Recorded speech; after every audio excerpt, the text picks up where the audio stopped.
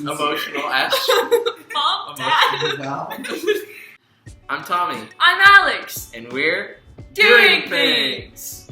What are we doing today, Alex? Today we are getting our horoscope, like birth charts, astrology, analyzed by two experts in the field. We're gonna bring them in now so they can introduce themselves, and then we'll get right into it. Come on in. So, come in.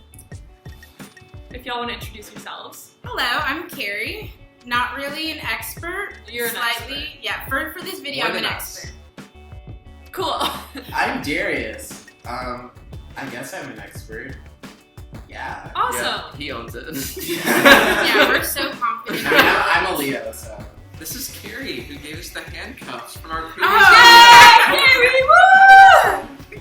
That's Yeah. why Scorpio is in Mars. I'm just kidding. She's not kidding. Yeah. Wait, Carrie, what are you? I'm a Libra.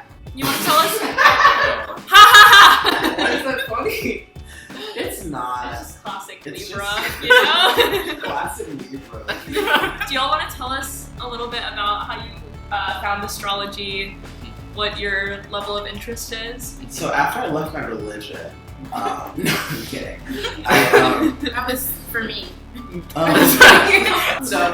I guess I first got into astrology thanks to a wonderful young lady named Emily Azarito, who one time when I was super drunk asked me if I wanted to go to Sonic with her, and I said yes. I went to Sonic and she read my birth chart. And she told me all these things about myself I didn't know. I got a co-star and read things about myself, and I was like, what? There are planets. Whoa! Yeah, right? There are planets Hold the phone. and houses, and I wanted to learn more, and so I did a lot of reading. I feel like for me, my mom's actually into astrology, so I kind of was like, you know, very curious, but until I got to college, everyone's like into houses and planets and rising signs, so I feel like I had to learn more, and also you can get into Twitter fights and learn more about astrology. With Darius. Okay, so we're gonna get into our birth chart analysis.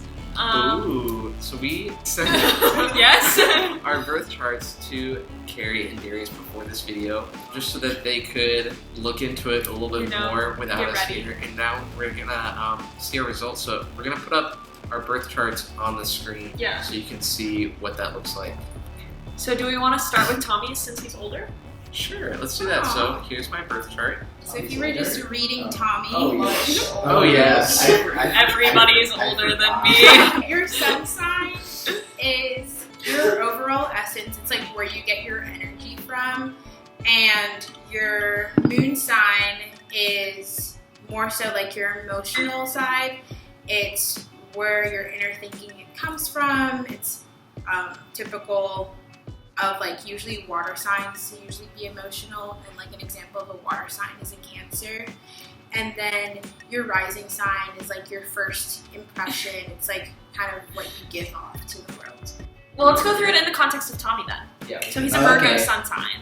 Alrighty then. So like, when Tommy has his sun in Virgo in his fifth house, which basically means that like he sort of like gets energy from like his mind. The way his mind works. The way, so like he basically gets energy from like planning, and like Virgos are like very much like the strategic, like planning types. They can be a bit perfectionist. Very type A. Yeah. Very like look at like minute details. So that also ties in with like the analytical side and like the perfectionist side.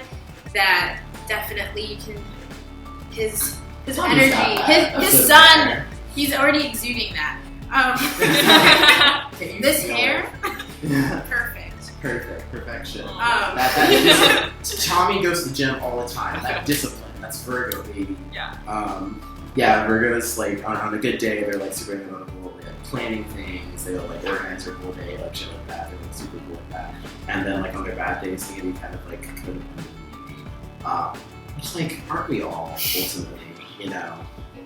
So yeah, that's his sun sign. It's in his fifth house, which means like a lot of his like ego and stuff is wrapped up in it. and your Mars is usually that planet's usually tied to sex and aggression, and your Venus is generally about like love and money. So typically that's kind of like spending, but also like romance. So like that's kind of like how you are. Like your aggression is very much kind of like direct, but also kind of like manipulative. Oh. I would that say was the word I was gonna say. That was all Carrie. I don't know. Being having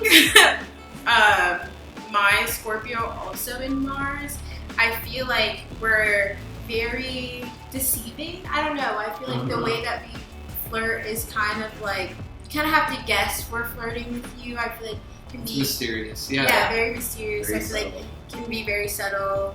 A little like on the edge, but you know, not like overboard there where it's like, oh, this is kind of weird. But We were talking about this on the way over. Yeah. We were. Oh, you were. Oh, okay. Yeah, like we're gonna have some experts after this video. That's like kind of how like you like show up and stuff. It's like through like the day-to-day. Your moon's in Pisces, Oh. also in your 10th house. Okay.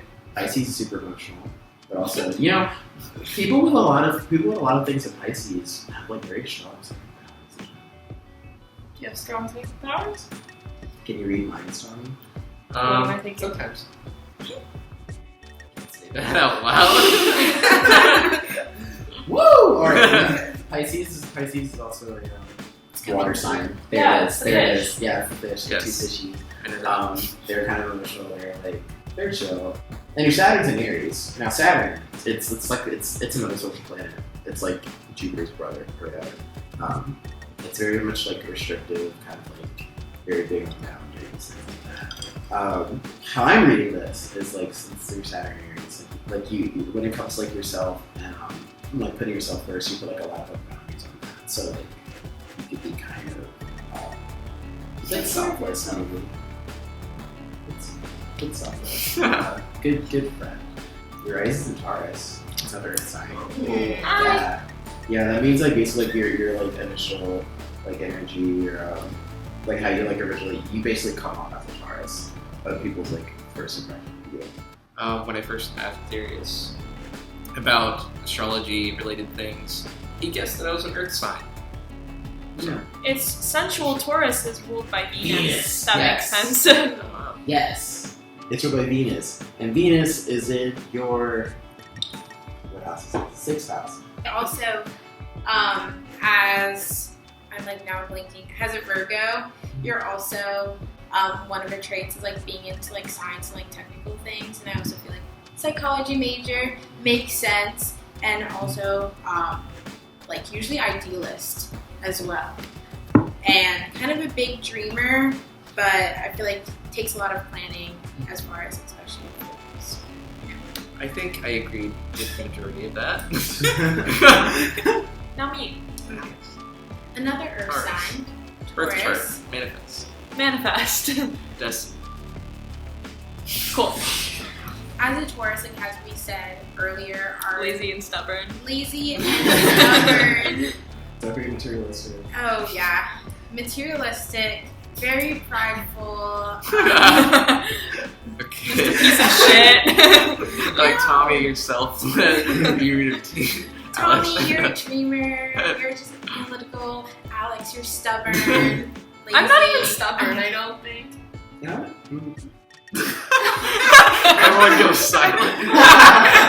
Absolutely. No, okay. quiet. Lazy, yes. Splurge on self-care sometimes, yes. I don't have very strong opinions on things, I feel like. Alright, so your rising's in Cancer. It's your first house. It's ruled by the moon, which is your 3rd sign, which means that like you're good at communicating, but you have a tendency to be a little emotional. Which may or may not track. I don't know. Which may or may not track. This I don't know. Taurus doesn't suck. Yeah, I agree. Virgo moon. Your inner world is very organized and stuff.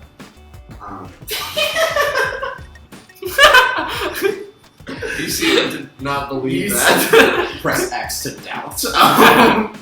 No, but like it means like your inner world is like I don't want to say disciplined. I'm not disciplined? I wouldn't say you're not disciplined. I think you're I think you're pretty great. You're I have monthly, weekly, and daily to-do lists. Mm-hmm. No, I think Alex, even with Tommy and Alex do things, Alex I feel like is the more like logistical one, especially when it comes to like day-to-day planning. I'm more like, I'll edit the videos, I'll help throw out random ideas. Yeah. Scorpio Mars is kinky as shit.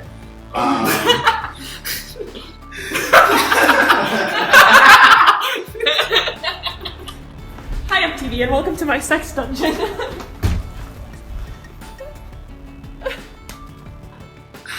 It's in the 5th house, so it's kind of a triple whammy. Because 5th house is like relationships. The way it was given to me is like, so there are like 3 houses that deal with like romance, shit like that, right? There's 5th house, 7th house, and 8th house. Your 5th house is like hookups. Your 7th house is like relationships, boyfriends, girlfriends, stuff like that. And your 8th house is like the complicated, messy part. It's the house of like sex and death and rebirth. So it'd be like fucking the same person on your 238th reincarnation that you have for like 1,000 years. Aw, that's pretty sweet.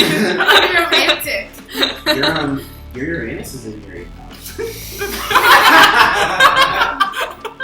Which means like, you know, as far as like That's Uranus is like just it's keep like, repeating Uranus. it's the planet of like, you know, like revolution and things like that. Okay. So as far as that, I'm gonna leave that up to you. Great. Okay, moving on.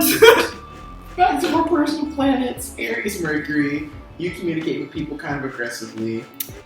And that's usually It like means you come off as kind of forceful, you know? I do have a voice that makes me sound really Yes. unpleasant. and I feel like that's tied into because like Taurus like feels like no one is hearing them, so like the way they need they're just like, why aren't you listening to me? You said that. That's usually a like statement of Tauruses because no one is really hearing them. So I also feel like that goes into the very forceful and like needing to be direct because like they're compensating because no one is hearing them. I mean, Jupiter in your 10th house, like, kind of excessive in the fun way.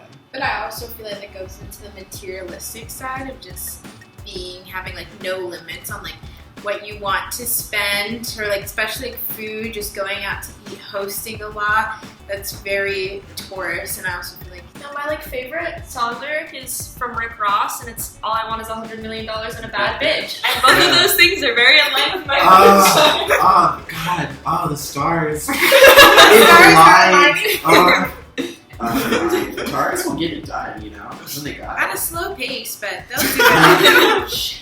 Anyway, Saturn is like discipline. So like when it comes to like that like whole like mass communication thing, they're like very like a discipline, kind of by the book.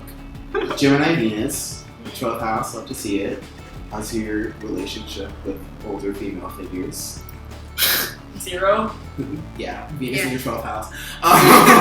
Because Venus as a planet also represents like feminine figures in your life. So Geminis are kind of like people pleasers. And I also feel like Geminis tend to be kind of two-faced a little Yeah, bit. that's a stereotype. I'm not saying you're a doormat.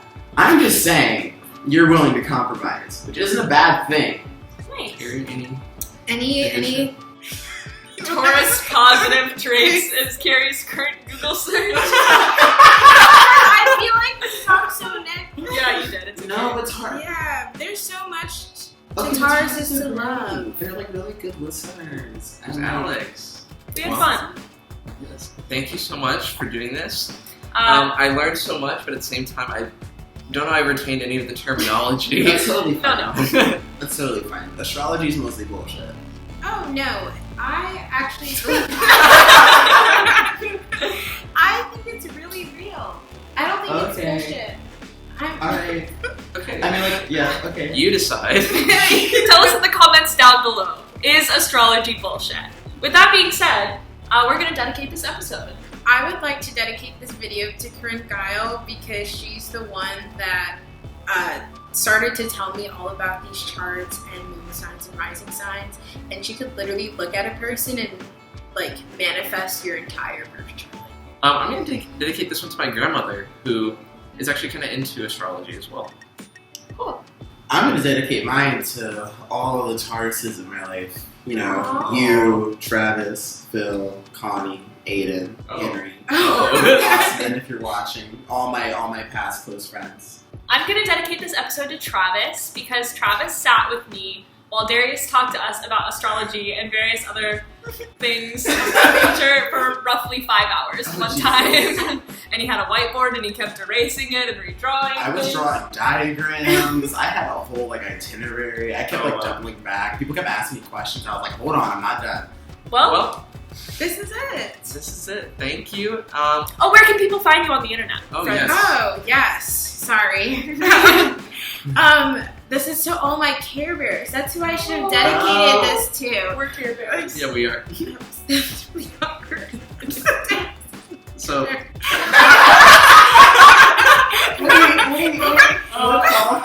What do I have to do to be a Care Bear? Am I not a Care Bear? Like explicitly not a Care Bear? yeah. That's fine. I can look at that. Care Bears are Carrie's fans. Yes, they are. So you guys can follow me at __ Care Bear. That's Care Bear with a K. And then __. And that's for my Instagram. And Care Bear 1021, my birthday, obviously, on Snapchat.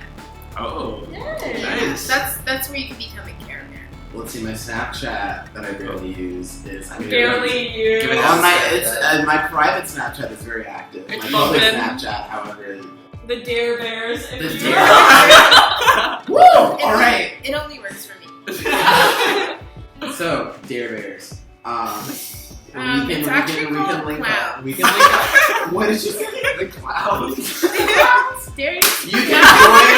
You can join the circus, baby. My Snapchat is it's literally my name with 2 eyes with a period between them. My Twitter, Aristotle, like Aristotle Okay. with a D in the middle, and instead of like TOS, or instead of like Aristotle, it's Aristotle. Well, Oh. Oh! I didn't. Wait, how do we clap? Can you teach me how to do this? okay, ready? Okay. 1, 2, 3.